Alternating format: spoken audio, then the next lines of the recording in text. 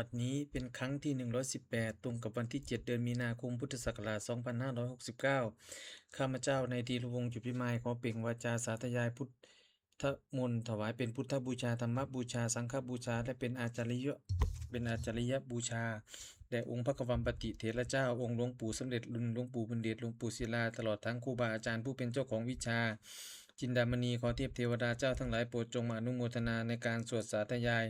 ของข้าพเจ้านี้ขออนุภาพคุณพระรัตนตรัยครูบาอาจารย์และเทพเทวดาทั้งหลายโปรดจงบันดาลให้จิตของข้าพเจ้าเป็นสมาธิอันควรแก่การสวดสาธยายมนต์ต่อไป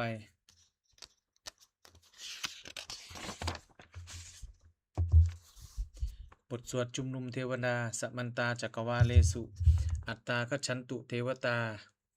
สุสัทธมังมุนิราชสะสุนันตุสักขะโมกขตังสักเคกาเมจลูเปกิลิสิขละตะเตจันตลิเควิมาเนทีเปรัตเตจคาเมตลุวนาคหาเนเคหะวัตุมหิเคเตภูมาจยันตุเทวาชละทละวิสเมยักขะกันทัพพนาคาติทันตาสันติเกยังมุนิวลาวจนังสาธโวเมสุนันตุธรรมสวนกาโลอยัมปทันตาธรรมสวนกาโลอยัมปทันตาธรรมสวนกาโลอยัมปทันตาบทสวดนามการสิทธิคาถานะโมตัสสะภะคะวะโตอะระหะโตสัมมาสัมพุทธัสสะนะโมตัสสะภะคะวะโตอะระหะโตสัมมาสัมพุทธัสสะนะโมตัสสะภะคะวะโตอะระหะโตสัมมาสัมพุทธัสสะบทสวดสัจจกิริยาคาถานัตติเมสรนังอัญญังพุทโธเมสรนังวลังเอเตนะสัจจวัจเจนะสุติเมโหตุสัพพทานัตติเมสรนังอัญญังธัมโมเมสรนังวลังเอเตนะสัจจวัจเจนะสุติเมโหตุสัพพทานัตถิเมสรนังอัญญังสังโฆเมสรนังวลังเอเตนะสัจจวัจเจนะสุติเมโหตุสัพพทา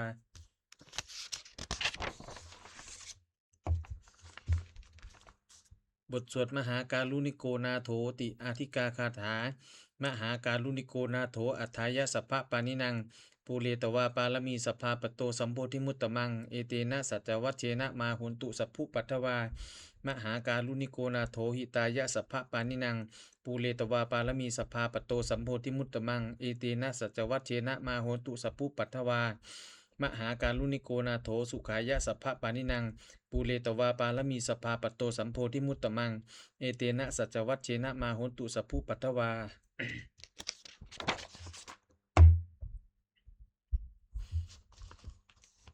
บทสวดมหาสมัยสูตรเอวเมสุตังเอกังสมยังภควาสักเกสุวิหารติกปิลาวัตุสมิง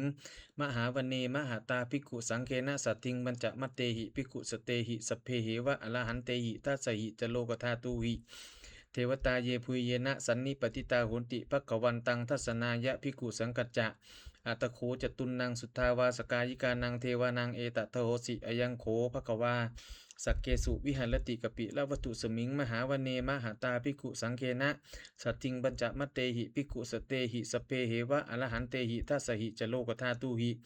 เทวตาเยพุยเยนะสันนิปติตาโหนติภควันตังทัศนายะภิกขุสังกัจจะยันนูนะมยัมปิเยนะภควาเตนุปสังกเมยามะอุปสังกมิตวาภควะโตสันติเกปัญเจกะคาถาปาเสยามาติอัตโขตาเทวตาเสยยะถาปินามะพระวาปุริโสสัมมันชิตังวาพาหังภาษาเลยยะภาษาลิตังวาพาหังสัมมิเชยะเอวะเมวะสุทธาวาเสสุเทเวสุอันตละหิตาภควะโตปุระโตปาตุละหังสุอัตโขตาเทวตาภควันตังอภิวาเทตวาเอกะมันตังอัตตังสุเอกะมันตังทิตาโขเอกาเทวตาภควะโตสันติเกอิมังคาทังอภาสิมหาตมโยปวะนัสมิงเทวกายาสมาคตาอาคตัมหะอิมังธรรมะสมยังทักิตาเยวะอปราชิตะสังหันติอัตโขอปราเทวตาภควะโตสันติเกอิมังคาทังอภาสิตัตระภิกขโวธรรมาทหังสุจิตตังอัตตนูอุชุกมะกังสุสาละเทวะเนตานิขะเฮตวาอินทิยานิละคันติปันทิตาติอัตโขอปราเทวตาภควะโตสันติเกอิมังคาถังอภาสิเชตวาขีลังเชตวาปลีขังอินทะขีลังโอหัจจมะเมชาเตจลันติสุทาวิมลาจักขุปตาสุทันตาสุสูนาคาติอัตโขอปราเทวตาภควะโตสันติเกอิมังคาถังอภาสิเยเกจิพุทธังสรนังกตาเสนเตคมิสันติอปายะภูมิงปหายะมานุสังเทหังเทวกายังปริปุเรสันติติอัตโขภควาภิกขุอามันเตสิเยพุยเยนะภิกขเว ทัสสสุจโลกธาตุสุเทวตาเยสันนิปติตาโหนติตถาคตังทัสสนายะภิกขุสังกัจจะเยปิเตภิกขเวอเหสุงอติตะมัฏฐานังอรหันโตสัมมาสัมพุทธาเตสัมปิภควันตานังเอตปรมาเยวะเทวตาสันนิปติตาอเหสุงเสยยะถาปิไมหังเอตละหิเยปิเตภิกขเวภวิสันติอนาคตมัฏฐานังอรหันโตสัมมาสัมพุทธาเตสัมปิภควันตานังเอตปรมาเยวะเทวตาสันนิปติตาภวิสันติเสยยะถาปิไมหังเอตละหิอาจิกิสสามิภิกขเวเทวกายานังนามานิกิตตยิสสามิภิกขเวเทวกายานังนามานิเทศิสามิภิกขเวเทวกายานังนามานิตังสุนาถาสาธุกังมนสิกโลทะภาสิสามิติเอวัมพันเตติโขเตภิกขุภควะโตปัจจโสสุงภควาเอตะทะโวจะสิโลกะมนุษย์กัสสามิยะถะปุมาตทัสสิตาเยสิตาคิริคัพพลังปหิตตาสมาหิตาปุถุสีหาวะสันลีนาโลมะหังสาพิสัมปุโนโอทาตมนัสสาสุตาวิปะสันนามนาวิลาพิญโยปัญจเสเตยตวาวเนกปิละเวกาปิวเนกาปิละวัตเวตโตอามันตยิสถาสาวเกสาสเนระเตเทวกายาอภิกันตาเตวิชานาถาภิกโวเตจะอาตปะมะกะลุงสุตวาพุทธสาสนังเตสัมปาตุละหุยานังอมนุสานะทัสสนังอเปเกสตะมัทธขุงตหัสสังอัฏฐสัตตริงสตังเอเกสหัสสานังอมนุสานะมัทธสุงอเปเกนันตะมัทธขุงทิสาสปาปุตตาอหุงตันจะสัพพังอภิญญายะวะวะคิตวานะจักขุมาตโตอามันตยิสถาสาวเกสสเนละเตเทวกายาอภิกันตาเตวิชานาถาภิกโวเยโวหังกิตยิสามิคิลาหิอนุปุพโสสัตตสหัสสาวายขาปุมากปิละวัตวาอิทิมันโตชุติมันโตวันนะวันโตยสัสสิโนโมทะมานาอภิกามงภิกขุนังสมิติงวนังชาสหัสสาเหมวตายขานานัตตวันนิโนอิทิมันโตชุติมันโตวันนะวันโตยสัสสิโนโมทะมานาอภิกามุงภิกขุนังสมิติงวนังสาตาคิลาติสหัสสายขานานันตวันนิโนอิทิมันโตชุติมันโตวันนะวันโตยสัสสิโนโมทะมานาอภิกามุงภิกขุนังสมิติงวนังอิเจเตโสรสะสหัสสายขานานัตวันนิโนอิทิมันโตชุติมันโตวันนะวันโตยสัสสิโนโมทะมานาอภิกามุงภิกขุนังสมิติงวนังเวสามิตาปัญจสตายขานานัตวันนิโนอิทิมันโตชุติมันโตวันนะวันโตยสัสสิโนโมทะมานาอภิกามุงภิกขุนังสมิติงวนังกุมพิโลราชาคาหิโกเวปุลสะนิเวสนังปิญโยนังสตะสหัสสังยักขานังปยิรูปาสติกุมพิโลราชาคาหิโกโสปะคะสมิตังสมิติงวนังปุริมันจะที่สังราชาทัตตะละโถปัสสาสติคันทัพพานังอธิปติมหาราชายสัสสิโสปุตตาปิตสะพะหโวอินทนามามหพลาอิทิมันโตชุติมันโตวันนะวันโตยสัสสิโนโมทะมานาอภิกามุงภิกขุนังสมิติงวนังทักขินันจะที่สังราชาวิลุละโหตัปปะสาสติกุมพันธานังอธิปติมหาราชายสัสสิโสปุตตาปิตสะพะหโวอินทนามามหพลาอิทิมันโตชุติมันโตวันนะวันโตยสัสสิโนโมทะมานาอภิกามุงภิกขุนังสมิติงวนังปัจฉิมันจะที่สังราชาวิลุปโขปัสสาสตินาคานังอธิปติมหาราชายสัสสิโสปุตตาปิตสะพะโวอินทนามามหปลาอิทิมันโตชุติมันโตวันนะวันโตยสัสสิโนโมทะมานาอภิกามุงภิกขุนังสมิติงวนังอุตตะลัญจะที่สังราชากุเวโลตัปปะสาสติยักขานังอธิปติมหาราชายสัสสิโสปุตตาปิตสะพะโวอินทนามามหปลาอิทิมันโตชุติมันโตวันนะวันโตยสัสสิโนโมทะมานาอภิกามุงภิกขุนังสมิติงวนังปุริมัติสังตตะละโถทักกิเนนะวิลุละหะโกปัจฉิเมนะวิลุปโขตะกุเวโลอุตตลังที่สังจัตตาโลเตมหาราชาสมันตาจตุโลทิสาทัตทันละมานาอันตังสุวเนกปิละวัตเวเตสังมายาวิโนทาสาอาคูวันจานิกาสถามายากุเตนตุเวเปนตุวิภูจะวิพุตโตสหจันทโนกามะเสโถจะกินุกันตุนิคันตุจะปะนาโทโอปะมันโยจะเทวสุโตจะมาตลิจิตตเสโนจะคันทโพนโลราชาชโนสโพ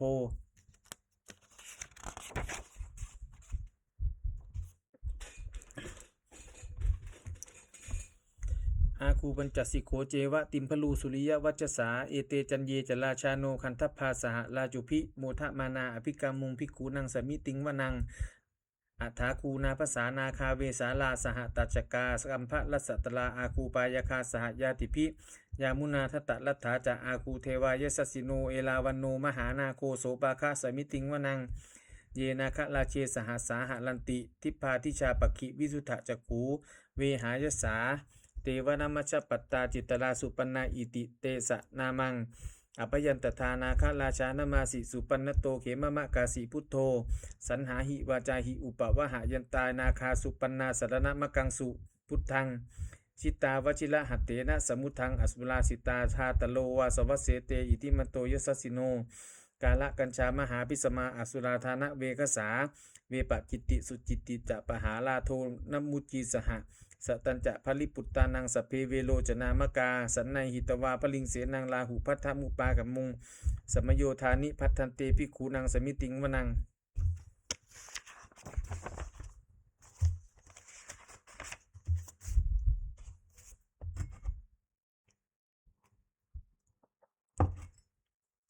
อาโปจะเทวาปัทวีจะเทโชวาโยตถาคมุงวลุณาเทวาโสโมจะยสัสสาสหะเมตตากรุณากายุกาอาคูเทวายสัสสิโนทัสเสเตทัสสทากายาสัพเพนานะตวันนิโนอิทิมันโตชุติมันโตวันนะวันโตยสัสสิโนโมทะมานาอภิกามุงภิกขุนังสมิติงวนังเวนตูจะเทวาสาลีจะอัสมาจตุเวยมาจันทสุปนิสาเทวาจันทมาคูปุลกิตาสุริยสูปนิสาเทวาสุริยมาคูปุลกิตานักขัตตานิปุลกิตวาอาคูมันทวลาหากาวะสูนังวาสโวเสโตสโกปาคาปุลินทโททัสเสเตทัสสทากายาสัพเพนานันตวันนิโนอิทิมันโตชุติมันโตวันนะวันโตยสัสสิโนโมทะมานาอภิกามุงภิกขุนังสมิติงวนังอัฏฐาคูสหภูเทวาชลมกิสิกขาเลวะอลิตกาจโลชาจะปุมมาปุภะนิพาสิโนวลุนาสหธรรมาจะอัจจุตาจะอเนชกาสุเลยะลุจิลาอาคูวาสวเนสิโนทะเสเตทัสสทากายาสัพเพนานัตตวันนิโนอิทิมันโตชุติมันโตวันนะวันโตยสัสสิโนโมทะมานาอภิกามุงภิกขุนังสมิติงวนังสมานามหาสมานามานุสามานุสุตตมาคิทธาปตุสิกาอาคูมโนปตุสิกาอัฏฐาคูหารโยเทวาเยจะโลหิตวาสิโนปาลคามหาปาลคาอาคูเทวายสัสสิโนทะเสเตทัสสทากายาสัพเพนานัตตวันนิโนอิทิมันโตชุติมันโตวันนะวันโตยสัสสิโนโมทะมานาอภิกามุงภิกขุนังสมิติงวนังสุกากลุมหาอรุณาอาคูเวคณสาสหะโอทาตะไคหาปาโมขาอาคูเทวาวิจักขนาสถามันตาหาลักจามิสกาจะยสัสสิโนทนยังอาคาปชุนโนโยทิสาอภิวัสติทะเสเตทัสสทากายาสัพเพนานัตตวันนิโนอิทิมันโตชุติมันโตวันนะวันโตยสัสสิโนโมทะมานาอภิกามุงภิกขุนังสมิติงวนังเคมิยาตุสิตายามากัตกาจะยสัสสิโนสัมพิตกาลามาเสตาโชตินามาจะอาสวานิมมานลติโนอาคูอัฏฐาคูปละนิมิตาทะเสเตทัสสทากายาสัพเพนานัตตวันนิโนอิทิมันโตชุติมันโตวันนะวันโตยสัสสิโนโมทะมานาอภิกามุงภิกขุนังสมิติงวนัง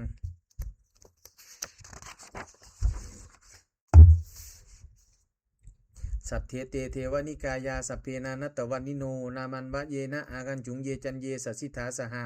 ปวุฒะชาติมัคคีลังโมขะตินนมนาสวังทักเขโมขะตลังนาคังจันทังวะอสิตาติตังสุภมาปละมะโตจะปุตตาอิติมโตสหะสันนังกุมาโลติโสจะโสปาคะปุดินทโทโสปาคะสมิติงวนังสหัสสะพัมมะโลกานังมหาพัมมาพิติตติอุปปันโนชุติมันโตพิสมากายโยยสัสสิโสทัสเสถะอิสลาอาคูปัจเจกวะสวัตติโนเตสัญจะมัจจโตอาคาหาลิโตปริวาลิโตเตจะสัพเพอภิกินเตสินเทเทเวสพัมมะเกมาละเสนาอภิกามิปัสสะกันหัสสะมันทิยังเอถะคันหะถะพันทะถะลาเกนะพันธมัตุโวสะมันตาปริวาเลถะมาโวมุนจิตะโกจินังอิติตถามหาเสโนกันหะเสนังอเปสยิปานินาตละมาหัจจะสลังกัตตวานะเพระวังยถาปาวุสโกเมโกธนะยันโตสวิจุโกสทาตถาโสจุปตถาโสปัจจุทาวติสังกุตโตอสยังวเสตันจะสัพพังอภิญญายะวะวกิตวานะจักกุมาจโตอามันตยิสัทธาสาวเกสัสเนละเตมาลาเสนาอภิกันตาเตวิชานาถาภิกขโวเตจะอาตัปปะมะกะลุงสุตวาพุทธศาสนังวีตลาเคหิปกามุงเนสังโลมัมปิอินชยุงสัพเพวิจิตะสังคามาปยาติตาปยสัสสิโนโมทันติสหภูเตหิสาวกาเตชเนสุตาติบทสวดจุลชัยปลกรนะโมเมพุทธเตชะสาลตะนาตยะธรรมิกาเตชะปสิทธิปสีเทวานาลายะปรเมสุลาสิทธิปมาจะอินทาจะจตุโลกาคัมภีลักขกา สมุทธาภูตุงคังคาจะสะพัมมะชัยยะประสิทธิภวันตุเตชัยยะชัยยะทะละนิทะละนีอุทธิอุทธินาทินาทีชัยยะชัยยะคักคนละตนละนิสัยนิไลสายเสนะเมลุราชพันนราชีชัยยะชัยยะคัมปีละสมพีนาเคียนธนาคีปีศาจภูตกาลีชัยยะชัยยะตุนิมิตาโลคีชัยยะชัยยะสิงคีสุทธานามุขชาชัยยะชัยยะวาลุณมุขสาตาชัยยะชัยยะปัมจำปาทินาคกุลกันทุกชัยยะชัยยะคัจจคนนตุลงสุกละผู้จงสีหปยคาดีปาชัยยะชัยยะวลุณมุขยาตาชิตะชิตะเสนาลีปุณสุตินลดีชัยยะชัยยะสุขาสุขาชีวีชัยยะชัยยะทลนีทะเลสทาสุชัยยาชัยยะชัยยะทลนีสันตินสทาชัยยะชัยยะมังกลาลัญญาภวเคชัยยะชัยยะวลุณยักเขชัยยะชัยยะลักขเสสุระพุชเตชา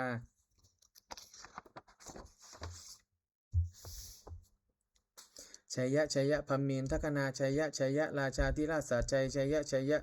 ปัทวิงสัพพังชัยยะชัยยะอรหันตาปัจเจกพุทธสาวังชัยยะชัยยะมเหสุโลหะโลหะลินเทวาชัยยะชัยยะพัมมาสุลักโขชัยยะชัยยะนาโควิลุลหะโกวิรูปโขอันทิมาลวิอินโทจเวนะเตโยจกุเวโลวลุโนปิจะอากิวายโยจปาจุนโหกุมาโลทัตตะลัตโกอัฏฐาลสะมหาเทวาสิทธิตาปสะอาทโยอิสิโนสาวกาสภาชัยยะ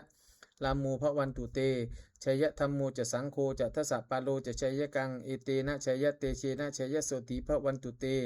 เอเตนะพุทธเตเชนะโหตุเตชัยยะมังคลังชัยโยปิพุทธสัสิริมโตอยังมาลสะจะปาปิมโตปลาสโยอุโคสยัมโพธิมันเตปโมทิตาชัยยะตถาพัมมะคณาเมหิสิโนชัยโยปิพุทธสัสิริมโตยังมาลสะจะปาปิมโตปลาชโยอุโคสยัมโพธิมันเตปโมทิตาชัยยะตถาอินทคณาเมหิสิโนชัยโยปิพุทธสัสิริมโตยังมาลสะจะปาปิมโตปลาชโยอุโคสยัมโพธิมันเตปโมทิตาชัยยะตถาเทวคณาเมหิสิโนชัยโยปิพุทธสัสิริมโตยังมาลสะจะปาปิมโตปลาชโยอุโคสยัมโพธิมันเตปโมทิตาชัยยะตถาสุปันนคณาเมหิสิโนชัยโยปิพุทธสัสิริมโตยังมาลสะจะปาปิมโตปลาชโยอุโคสยัมโพธิมันเตปโมทิตาชัยยะตถานาคคณาเมหิสิโนชัยโยปิพุทธสัสิริมโตยังมาลสะจะปาปิมโตปลาชโยอุโคสยัมโพธิมันเตปโมทิตาชัยยะตถาสัพพมคณาเมหิสิโนชัยยันโตโพธิยามุเลสกะยานังนันทิวัตโนเอวังตวังวิชโยโหหิชัยสุชัยมังคะเล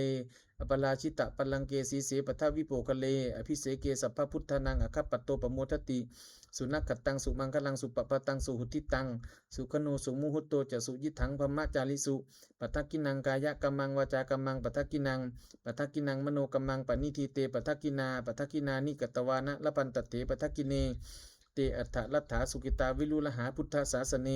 อโลคาสุกิตาโหตสหสเปหิยติปิสุนันตุโพนโตเยเทวะอสมิงฐาเนอธิกตาทีคายุกาสทาโหนตุสุกิตาโหนตุสัพพทา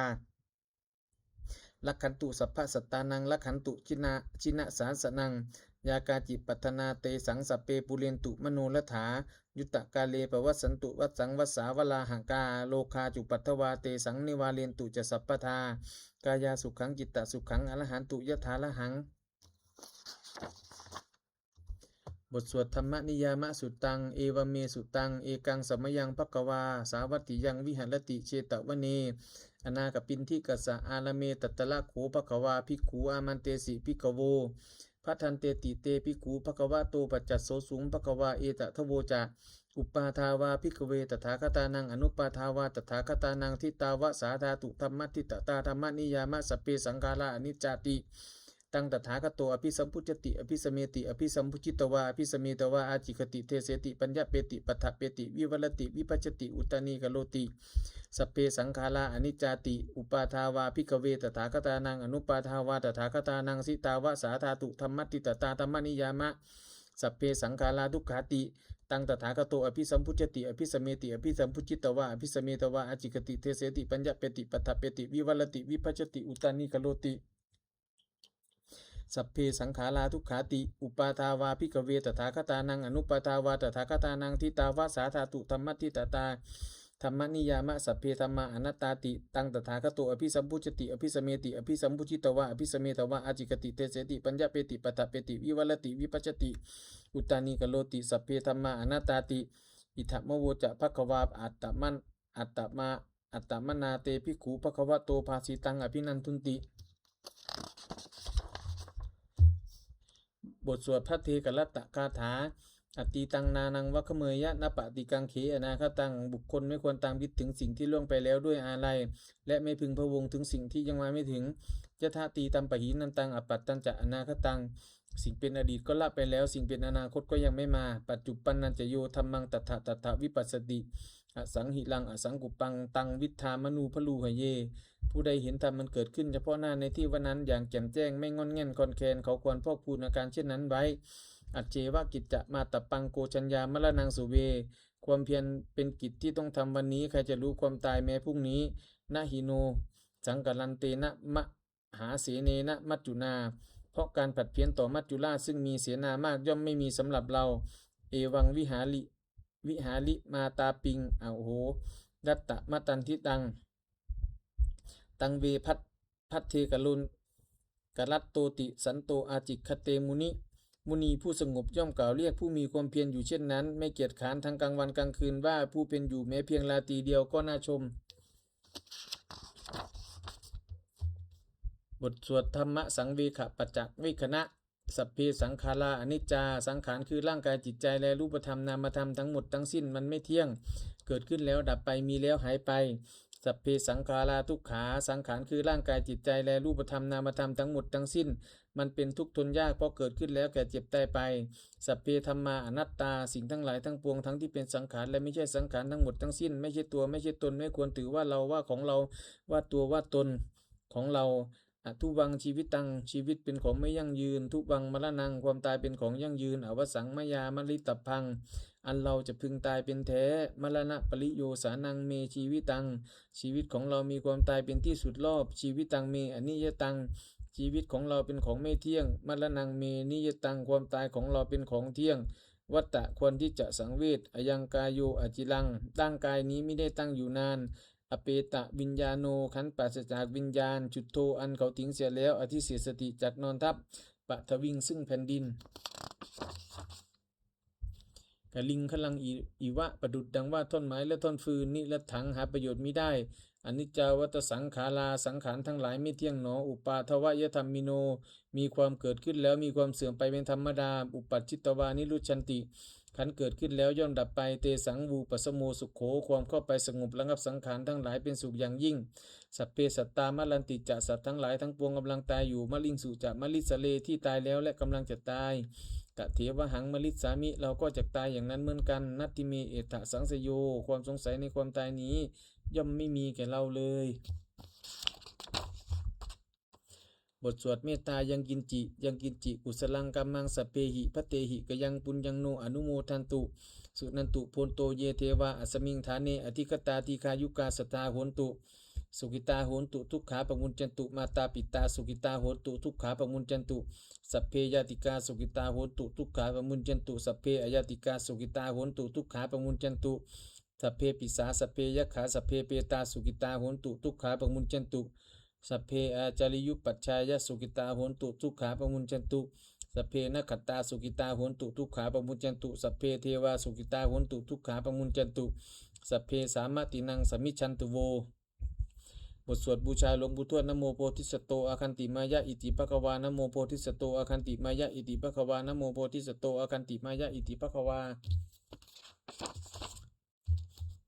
ปฏิทานคาถายาเทวตาสันติวิหารวาสินีทูเปคะเลโพธิคะเลตหิงตาธรรมทาเนนะพวันตุปูชิตาโสติงกโลนเตทวิหารมันทะเล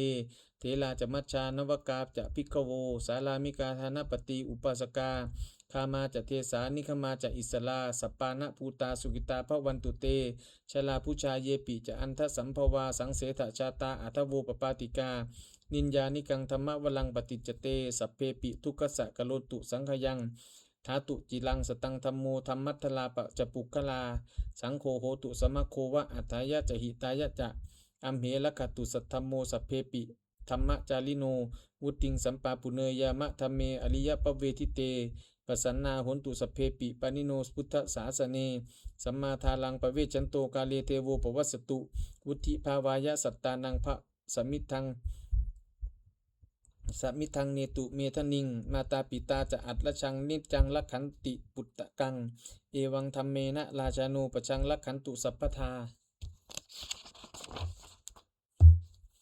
ทวตาอุโยชนะคาถาทุกขปัตตาจนิทุกขาพยปัตตาจนิพยาโสกปัตตาจนิโสกาโหนตุสพเพปิปานิโนเอตาวตาจะอัมเหหิสัมปทังปุญญสัมปทังสัพเพเทวานุโมทันตุสัพพะสัมปติสิทธิยาทานังทัทันตุสัทธายะสีลังละขันตุสัพพทาภาวนาพิรตาโหตุขัจฉันตุเทวตาคตาสุมังคลคาถาโหตุสัพพังสุมังคลังละขันตุสัพพเทวตาสัพพพุทธานุภาเวนะสัทธาโหนโสธีโหนตุนิรันตลังโหตุสัพพังสุมังคลังละขันตุสัพพเทวตาสัพพธรรมานุภาเวนะโสธีโหนตุนิรันตลังโหตุสัพพังสุมังคลังละขันตุสัพพเทวตาสัพพสังฆานุภาเวนะโสธีโหนตุนิรันตลังสัพเพพุทธาปรัปปัตตาปัจเจกานันจะยังพลังอรหันตานันจะเตเชนะละขังบันทามิสัพพโสสัพเพพุทธาปรัปปัตตาปัจเจกานันจะยังพลังอรหันตานันจะเตเชนะละขังบันทามิสัพพโสสัพเพพุทธาปรัปปัตตาปัจเจกานันจะยังพลังอรหันตานันจะเตเชนะละขังบันทามิสัพพโสสัพเพพุทธาปรัปปัตตาปัจเจกานันจะยังพลังอรหันตานันจะเตเชนะละขังบันทามิสัพพโสสัพเพพุทธาปรัปปัตตาปัจเจกานันจะยังพลังอรหันตานันจะเตเชนะละขังบันทามิสัพพโสสัพเพพุทธาปรัปปัตตาปัจเจกานันจะยังพลังอรหันตานันจะเตเชนะละขังบันทามิสัพพโสสัพเพพุทธาปรัปปัตตาปัจเจกานันจะยังพลังอรหันตานันจะเตเชนะละขังบันทามิสัพพโสสัพเพพุทธาปรัปปัตตาปัจเจกานันจะยังพลังอรหันตานันจะเตเชนะละขังบันทามิสัพพโสสัพเพพุทธาปรัปปัตตาปัจเจกานันจะยังพลังอรหันตานันจะเตเชนะละขังบันทามิสัพพโส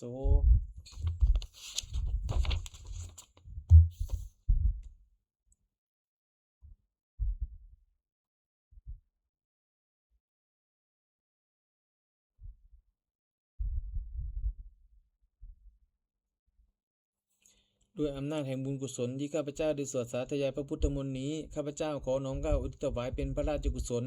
แด่สมเด็จพระนางเจ้าสิริกิติ์พระบรมราชินีนาถพระบรมราชชนนีพันปีหลวงผู้เสด็จสู่สวรรคาลัยขออานุสงส์แห่งบุญกุศลนี้จงเป็นสัพพสิริมงคลแก่ข้าพเจ้าให้แคล้วคลาดปลอดภัยจากทุกโศกโรคภัยอันตรายทั้งปวงให้มีแหล่งรายได้อันสุจริตมั่นคงเป็นสัมมาอาชีพมันชอบธรรมคำว่าไม่มีอดอยากยากจนขออย่าได้มีแก่ข้าพเจ้าขอให้ข้าพเจ้ามีสัมมาทิฏฐิตั้งมั่นในพระธรรมคำสอนแห่งองค์สมเด็จพระสัมมาสัมพุทธเจ้าดำรงอยู่ในความดีงามตลอดกาลนานอีกทั้งขอเทพเทวดาทั้งหลายผู้ได้อนุโมทนาสาธุการในบุญกุศลนี้โปรดประสิทธิ์ประสาทพรน้อมส่งอนุภาพแห่งมงคลไปสู่วัตถุมงคลพระปิตายอดเศรษฐีทั้งฝ่ายไทยและฝ่ายลาวรวมถึงวัตถุมงคลทั้งปวงที่3 สิ่งอมูลฤทธิ์ได้จัดสร้างขึ้นให้เปี่ยมด้วยพุทธานุภาพเทวานุภาพและฤทธานุภาพมันศักดิ์สิทธิ์อำนวยผลให้เป็นสิริมงคลแก่ผู้ครอบครองและบูชาทุกประการเถิด